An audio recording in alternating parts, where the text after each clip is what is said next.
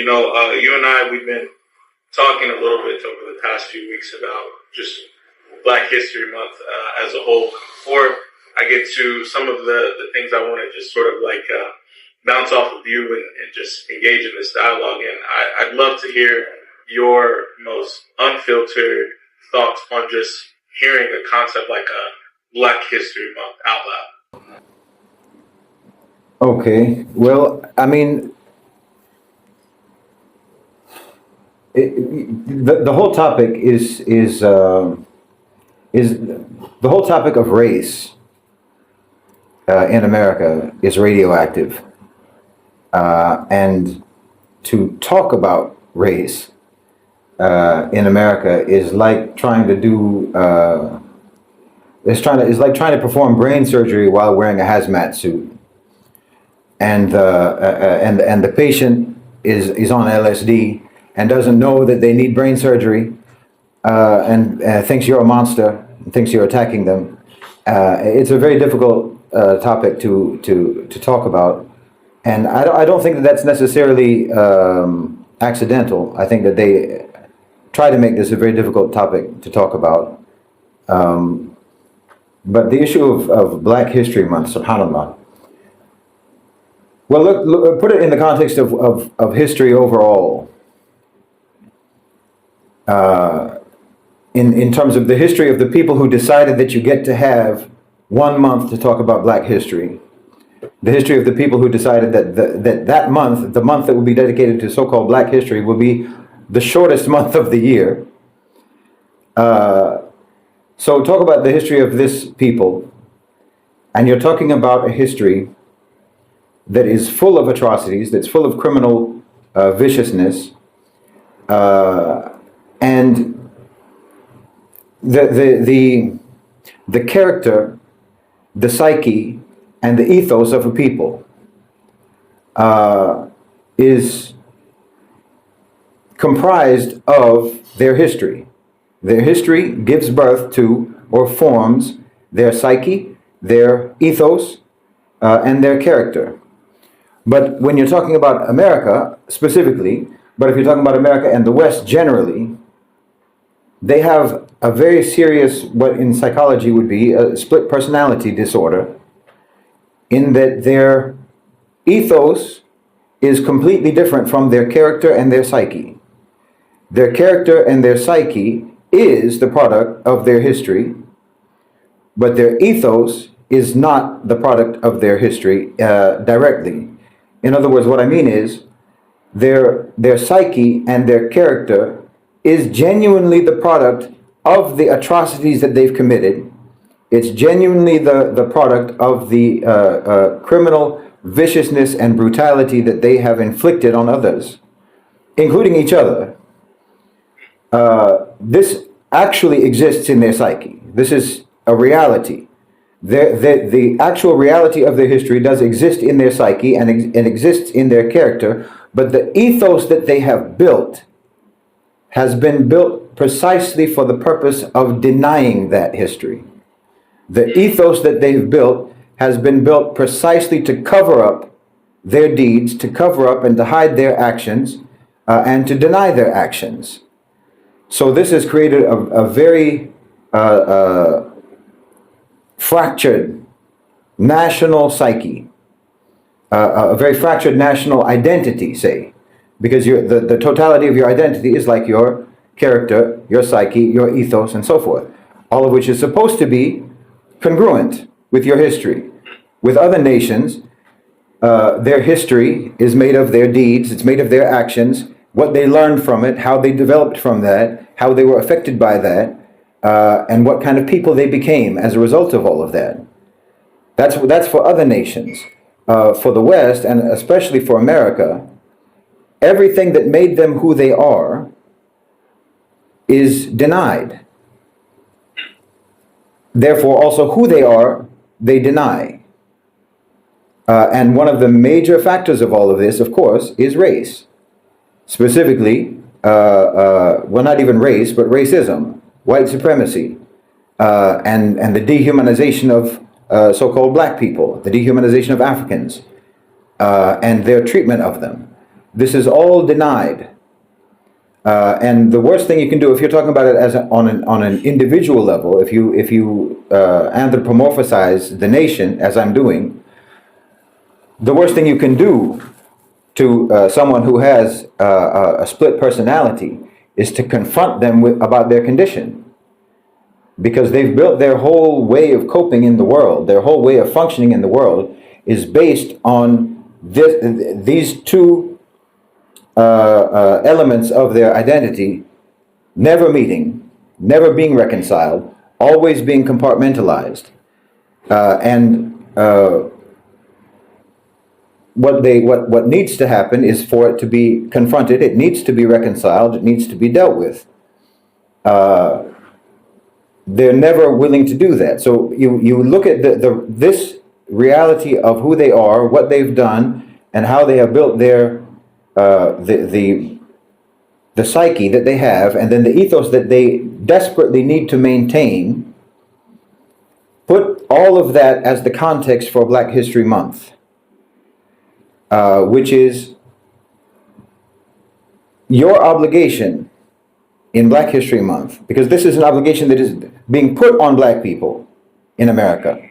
This isn't an opportunity, this isn't a celebration, this is an obligation being put on Black people, that you will agree to contain the totality of your history in 28 days in February, and what you will talk about during those 28 days in February is not going to make us too uncomfortable. Your obligation is that you will go along with the maintenance of our fake ethos, which requires you to be very, very careful about what you say about our deeds and our actions and what actually our psyche is. And this is a manifestation of that psyche, of that dominating psyche, of that oppressive psyche that has built the whole this dominating and oppressive psyche that the ethos that they built is designed to deny and to pretend is not the case. The ethos that they built, of course, is not as oppressors but as liberators, not as enslavers but as saviors, as redeemers, not as punishers. The ethos that they built is the complete opposite of what their history shows they are and what they've been. And obviously you can never change, you can never become even the aspirational ethos, because that's all you can call it. The American ethos is an aspirational ethos at best. That's giving them benefit of the doubt that they aspire to be liberators, they aspire to be redeemers, they aspire to be saviors. They aspire to be good and righteous and freedom-loving and fighters for justice and so forth, defenders of rights and all of that. We can, benefit of the doubt, say that they aspire to be that. But when you are applying it to yourself as if you are that, and as if there's any evidence whatsoever that you are that, then you'll never be it. So even if it is an aspiration, if you're claiming that you have already achieved it, well, then you never will achieve it. But they put Black History Month, a parentheses in the year when the totality of the African American experience has to be contained within this 28 days, and it has to be palatable. And the whole purpose of it is actually to celebrate us for giving you Black History Month. You know, and the same goes for all of these, in my opinion anyway, my unqualified opinion, the federal holidays, like they just gave it to Juneteenth, I think last year or the year before. Within the past 2 years, it's become a federal holiday. Federal holiday, right? MLK Day, Martin Luther King Day, and so on. To me, this is absolutely, from again, my opinion, this is absolutely grotesque. The federal government granting these holidays or establishing these holidays, to me, is like the killer coming to the funeral of the one whom he killed and giving flowers to the widow. That's what these holidays represent to me, in my opinion. And I'm always reminded when Black History Month comes along, or when there's Juneteenth, or when it's Martin Luther King Day, or what have you, I'm always reminded of that scene in 12 Years a Slave, where the slave master, the Michael Fassbender character, arbitrarily, in the middle of the night, drunk, decides to wake up all the slaves and bring them into the mansion, bring them into the plantation house, and have them dance.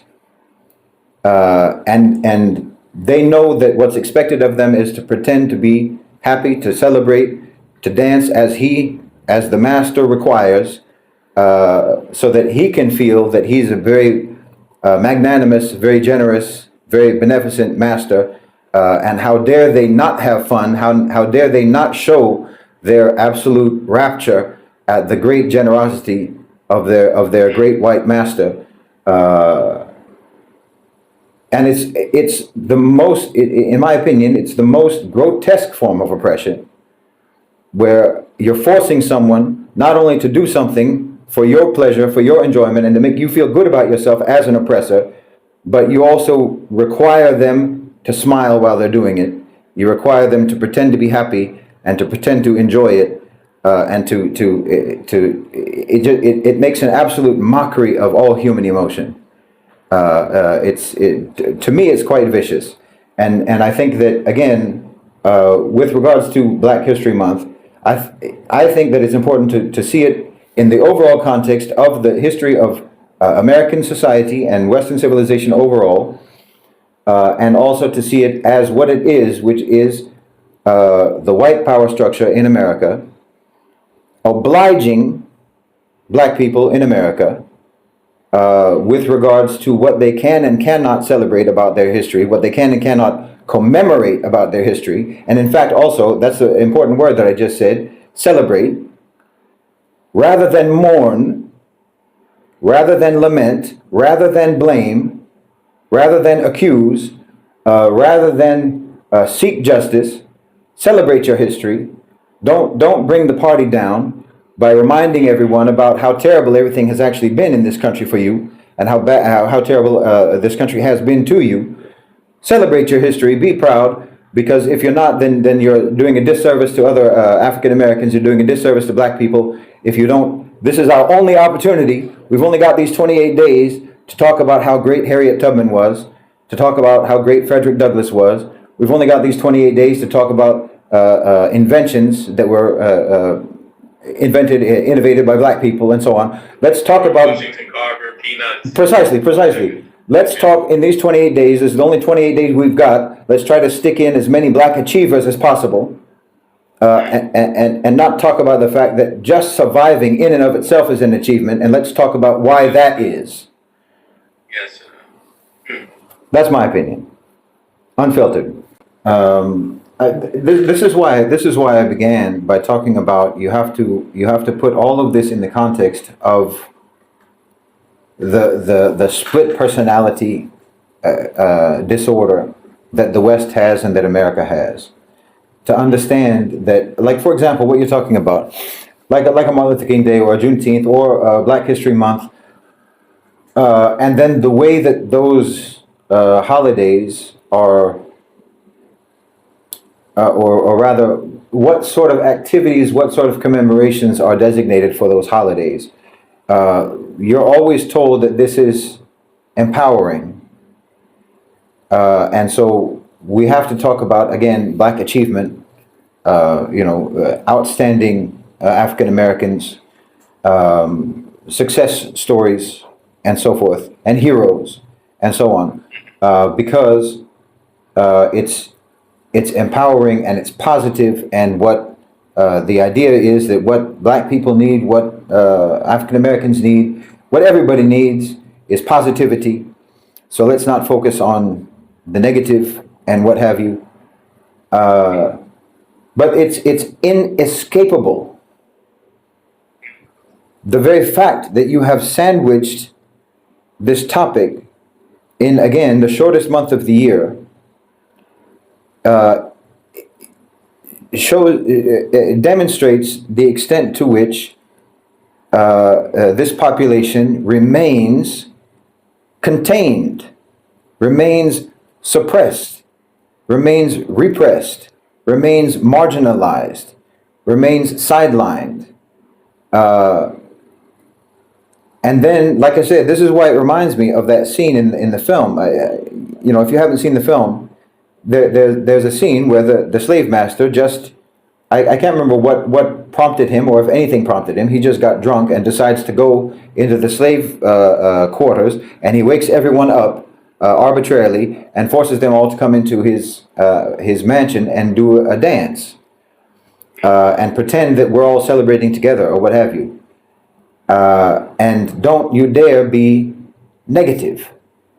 This is your opportunity to be positive. This is, don't bring down the mood. Just put on that party hat and eat some cake, and don't bring everybody down by talking about how terrible it is that you've got 28 days to talk about this. That's what these things mean. The point of all of these types of activities, the point of all of these types of holidays, all of these events, as with everything else in that society, the point of it is to maintain the compartmentalization of this split personality. To never bring these two elements of the personality, or these two elements of the identity, into what should be reconciliation, but would be conflict and confrontation, which would cause a complete meltdown if they actually have to confront that their ethos, as I said, their ethos is a completely fabricated illusion that only is connected to their history insofar as it exists to deny their history. It only exists to cover up their history. And so Black History Month, Martin Luther King Day, the scrubbing from history of Malcolm X, and many others, all of this is for the same purpose. It's to maintain the separation, the compartmentalization of the reality of what America is and what America was and who they are as a nation collectively. Obviously, I leave room for there to be individuals who somehow are able to save themselves from this radiation that has poisoned the entire society, black and white. But as a collective, as a nation, the sickness is there, and you have to keep this separate, because the reality of who they are and what they've done and who they are as a nation is completely unrelated to the ethos that they have created for themselves. It's completely unrelated. They're strangers, one from the other. The ethos that they've created, the character that they have invented, doesn't exist. It's a fiction. The American character is a fiction. It's a fictional character, because the reality of who America has been is one of the worst villains in human history. And the character that they've created is a hero. And so everything that they do, like a Black History Month or Martin Luther King Day or so on and so on, the reason that is established, the reason that it is given, and the way it is managed is for this purpose: to keep the ethos safe from the reality, to keep the fiction safe from the truth, to never let the two meet, because if they meet, it would be a catastrophe. It would be a psychological meltdown of the entire nation. All of this, you also have to understand, reframe it as this is the white power structure in America, basically affirming and admitting, we are never going to integrate your history into the teaching of history. We will give you this time to talk about it, because it will never be integrated into our story, into the totality of our story, into our telling of actual history. We will even have apartheid in our telling of history. There's a black history and then there's history. Officially, it's not called white history. There's black history and then there's history. And we're never going to integrate your story into our story. You know, this is history is whites only. Black history is black history. Segregated history. And same with women. We're never going to integrate your story into the totality of the story. Because this story exists to maintain the fake ethos. This story, this history is a myth. And in that myth, you have no role. Because your actual role in reality, in the reality of the history of what we have done, destroys the myth. So you can't be in there. You can't be in the history that we tell. But we'll give you a month to talk about your history. But that's just a way of saying you're never going to be in the total history that we talk about. So the whole purpose is to maintain this segregation of the American narrative. There is only one prospect for change. Only one in America. There is only one prospect for change, and that is Islam. That's the only prospect for change. There is nothing at all, zero, that is contained within the cultural, civilizational toolbox of that society that can fix it. There is nothing. Everything that's in their toolbox will only make the situation worse. And every time they go into their toolbox, they do only make the situation worse.